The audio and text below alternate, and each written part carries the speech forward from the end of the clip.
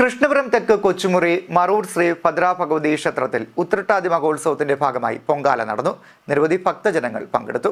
കൃഷ്ണപുരം തെക്ക് കൊച്ചുമുറി മറൂർ ശ്രീ ഭദ്രാഭഗവതി ക്ഷേത്രത്തിൽ ഉത്രട്ടാതി മഹോത്സവത്തോടനുബന്ധിച്ച് പൊങ്കാല നടന്നു. നിരവധി ഭക്തജനങ്ങൾ പൊങ്കാല ചടങ്ങിൽ പങ്കെടുത്തു. ഇതിനു മുന്നോടിയായി പ്രഭാതഭേരി, പള്ളി ഉണർത്തൽ, നടതുറപ്പ്, നിർമാല്യ ദർശനം, അഭിഷേകം, ഗണപതി ഹോമം എന്നിവ നടന്നു.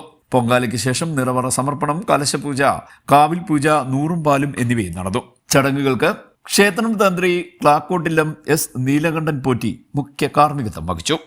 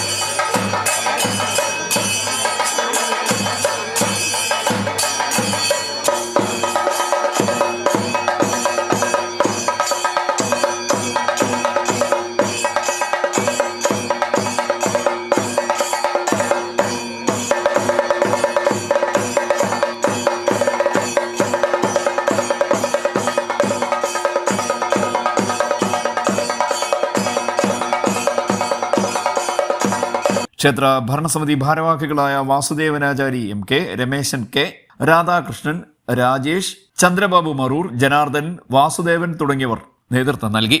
CDNet news, Kayamkulam.